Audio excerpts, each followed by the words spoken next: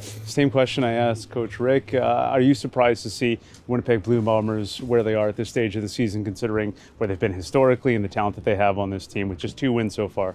Yeah, for sure. I mean, any team that's been to the Grey Cup that many times consecutively, the leadership that they do have in the locker room, and I'm talking about from top down, from the coaching staff to the players, obviously even starting with the quarterback from that standpoint, you're definitely surprised by, some of the outcomes that they've had. But we still know the team is more than capable.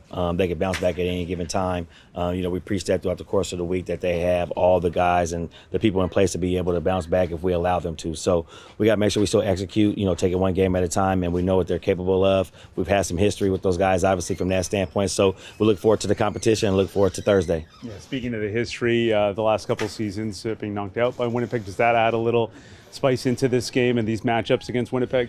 I don't want to say it adds some spice. I think there's enough spice already. They already put enough seasoning in our deal in the last couple of years. So we want to get away from that as best as possible, and that's the big deal. So we want to go back, get out of this bye week and come back to playing good football. Make sure we're doing things from every aspect of the game.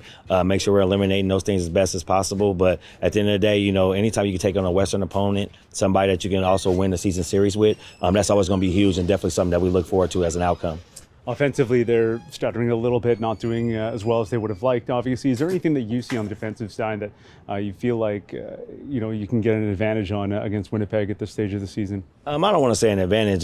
Just some of the things that they've been inconsistent at, obviously has been, from the front standpoint, just being able to block and doing some of those other things. Obviously, Zach is still more than capable. He extends plays. He can improv in any given moment, and they're still one of the best in the league at running the ball. They have a downhill attack with number 20, obviously, and their offensive line is able to give him gaps and seams to be able to hit full speed. And when he's not getting touched into the second level of the defense, that's a problem for everybody. So we definitely have to be gap sound. We have to make sure that we are aggressive at the point of attack, and make sure that we eliminate some of those things as best as possible, and then hopefully keep them in second and long so we can make a few plays.